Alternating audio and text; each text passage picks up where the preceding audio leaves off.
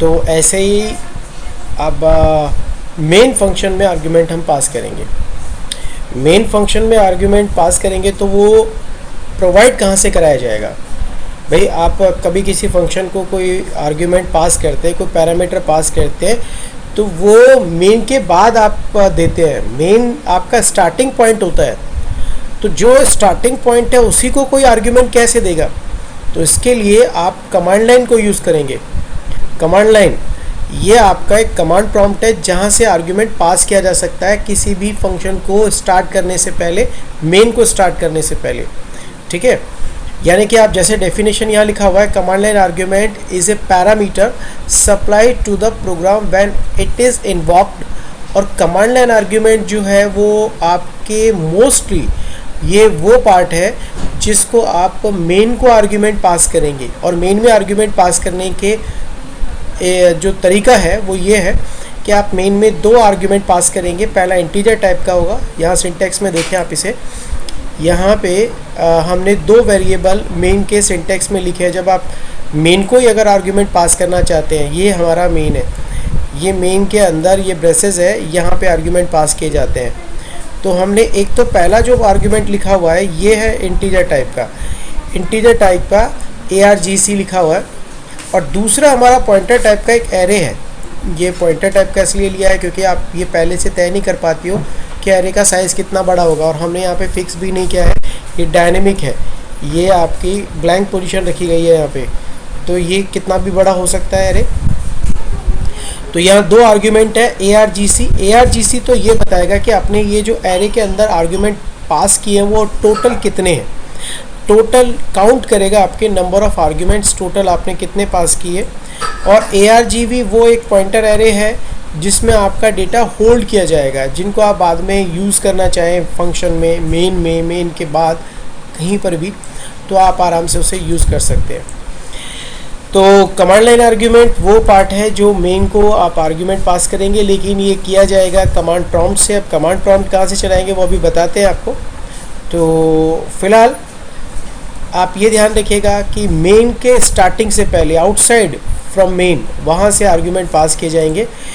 तो हमारे पास आप जैसे अभी देखिए, आप नॉर्मल फंक्शन में आर्ग्यूमेंट, ये कमांड लाइन आर्ग्यूमेंट नहीं है, ये जनरल फंक्शन का एक प्रोग्राम है। जनरल फंक्शन के प्रोग्राम में आप कोई आर्ग्यूमेंट पास करते हैं, ये पास किया आपने, एक हमारे पास में किसी सर्किल का एरिया निकालने का प्रोग्राम है,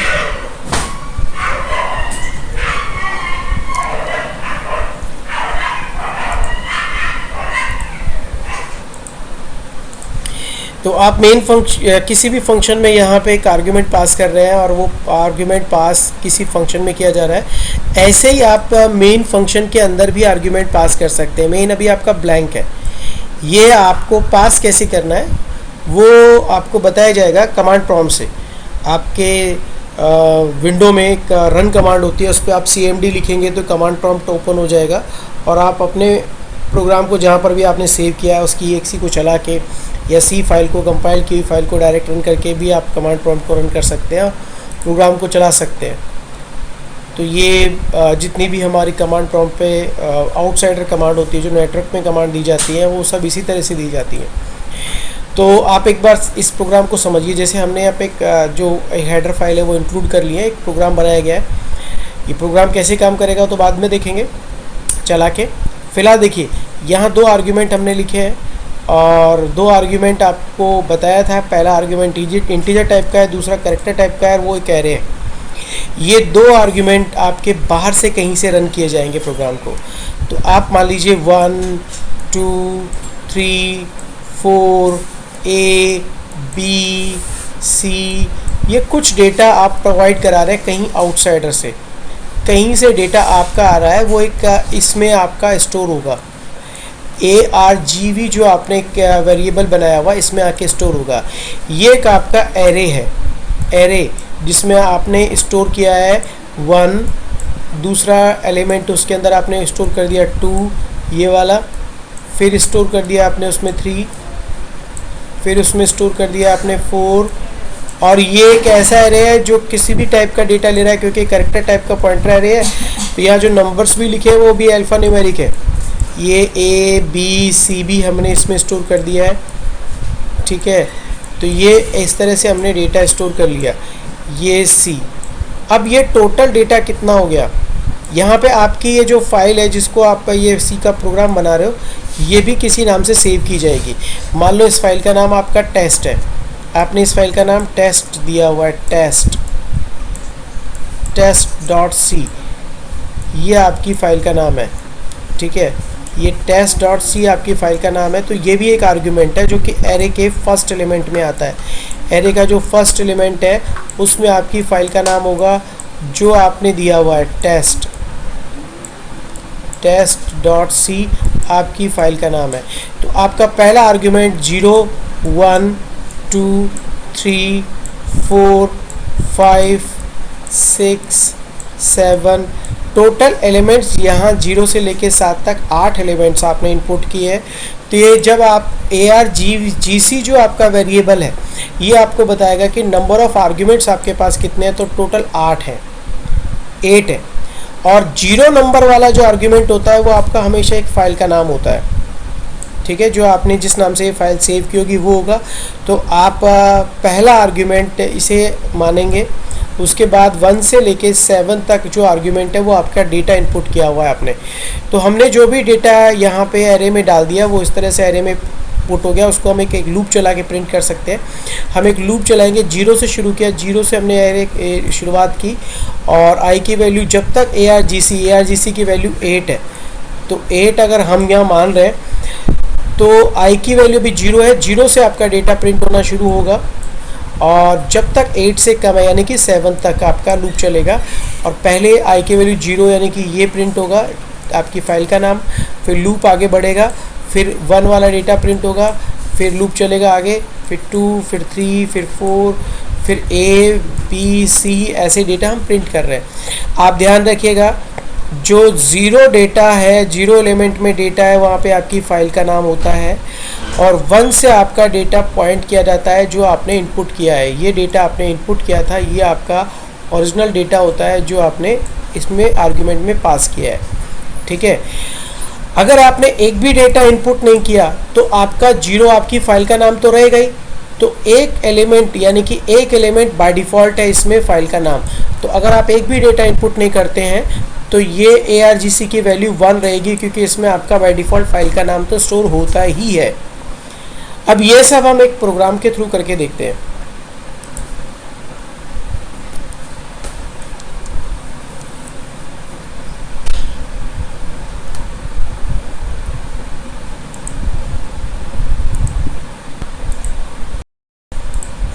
हम अब C को रन करके एक प्रोग्राम बनाते हैं जिसमें एक कमांड लाइन आर्गुमेंट का प्रोग्राम लिखेंगे और यहाँ पे सिंपल सा प्रोग्राम है। यहाँ #include हमने stdio.h ये लिख दिया, उसके बाद #include और कोनियो फाइल हमने इंक्लूड कर लिया। उसके बाद हम मेन फंक्शन को यूज़ कर रहे हैं, void main, और पहला वेरिएबल हमने इंटीजर टाइप का ARGC, ये ARGC नाम हमने लिखा है, आप चाहे तो बदल भी सकते हैं। और दूसरा हमने एक पॉइंटर टाइप का वेरिएबल बना लिया ARGV, ये एक एरे है।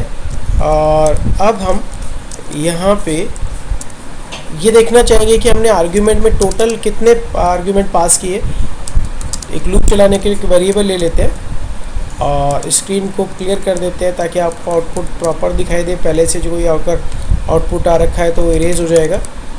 हमने पहले यहाँ पे प्रिंट किया टोटल नंबर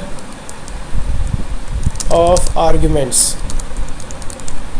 या पैरामीटर्स, आप जो भी कुछ बोलना चाहें वो %d। और हम यहाँ पे जो वैल्यू प्रिंट करेंगे वो ARGC की वैल्यू प्रिंट करेंगे क्योंकि ARGC ही है आपका जिसमें आपको टोटल आर्ग्यूमेंट पता रहते हैं कि कितने आपने पास किए। और फर्स्ट एलिमेंट जो आपका है 0 आपका एलिमेंट जो एरे का है उसमें हमेशा आपकी फ़ाइल का नाम होता है। आप चाहें तो आप फाइल का नाम भी प्रिंट कर सकते हैं। तो हम अलग से प्रिंट कर रहे हैं उसका first value in ARGV 0 elements। वो आपकी वैल्यू क्या है वो हम यहाँ प्रिंट कर रहे हैं %d लगा के। %d नहीं लगाएंगे इसमें क्योंकि ये करेक्टर टाइप का, इसलिए %s लगाएंगे। और यहाँ argv और 0 की वैल्यू को प्रिंट कर सकते हैं आप। 0 में आपकी वैल्यू अवश्य आएगी, इसे तो आप प्रिंट कर ही सकते हैं। ऐसा नहीं है कि अरे बनेगा ही नहीं, क्योंकि आपकी फ़ाइल का नाम तो कोई ना कोई होगा जब आप फाइल को सेव करेंगे। जैसे हमने अपनी फ़ाइल को यहाँ पे आके सेव किया और इस फाइल का नाम रख दिया हमने CMCOMMD.c,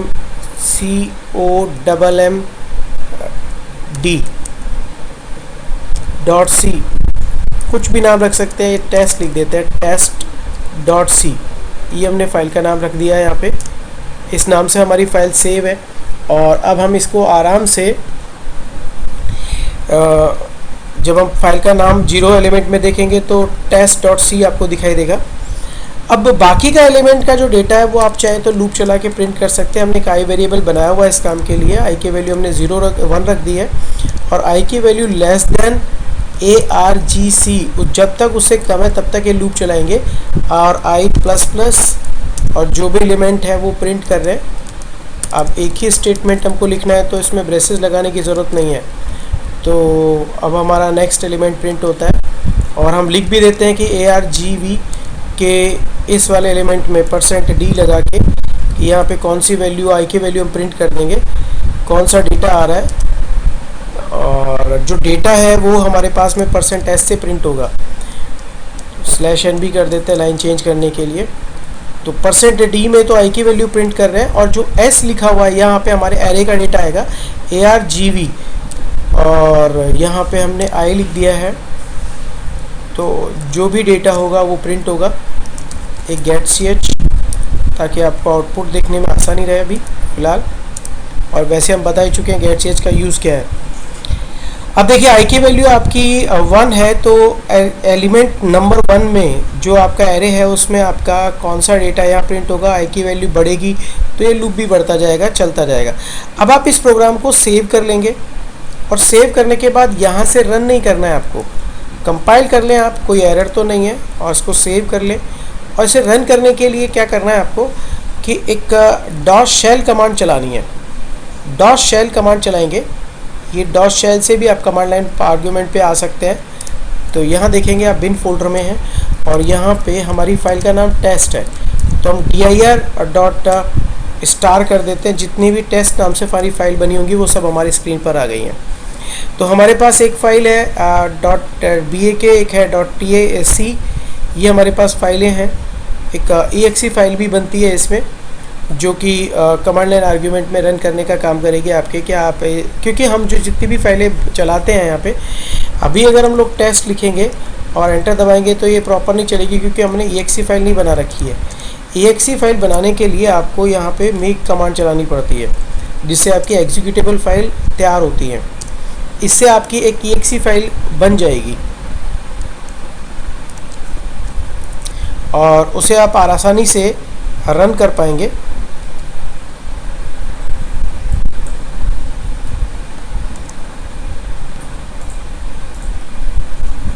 अब जो भी फाइल आपको बनाते हैं आप ऐसे भी कर सकते हैं। कमांड लाइन आर्ग्यूमेंट को चलाने के लिए आप अपने कमांड प्रॉम्प्ट पे cmd लिख दें या रन कमांड है वहाँ लिख दें, तो आपके पास एक कमांड प्रॉम्प्ट आ गया है। ये कमांड प्रॉम्प्ट आपको प्रॉपर साफ दिखाई नहीं दे रहा होगा, इसके थोड़े फ़ॉन्ट बड़े कर देते हैं हम तो आपको दिखाई देगा। अभी हमने थोड़े से फ़ॉन्ट इसके बड़े कर दिए। अभी थोड़ा कुछ दिखाई देने लगे आपको। इसमें हमारे पास अभी जिस फोल्डर पे हम हैं, ड्राइव पे हम हैं, वहाँ पे हमारे को अपनी फ़ाइल नज़र नहीं आ रही है, तो इसे cd डॉट या cd स्लैश करके अपने रूट पे आ जाते हैं। और हमारा जो C का फोल्डर है वो टर्बो C3 के नाम से है, TURBO टर्बो C++।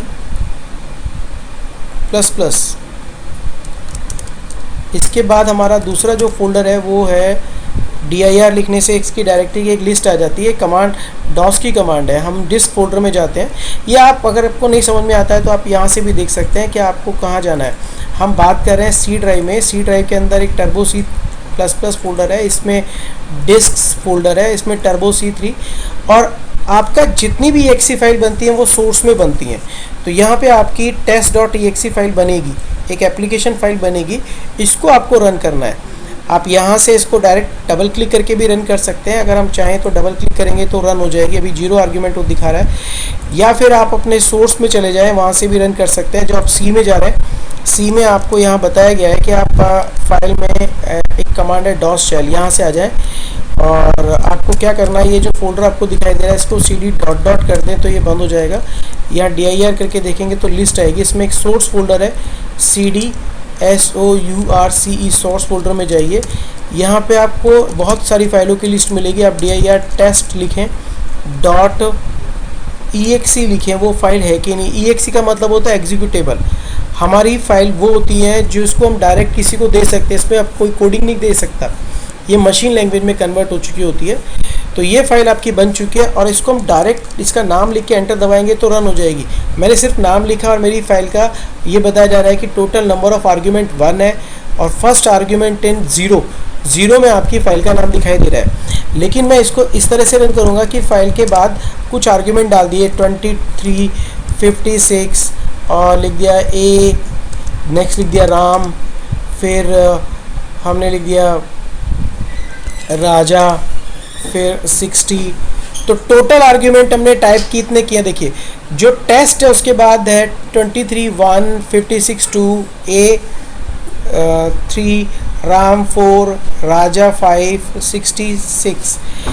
तो यानी कि 6 आर्ग्यूमेंट हमने पास किए हैं और एक हमारी फाइल का नाम, तो टोटल आर्ग्यूमेंट 7 हो गए।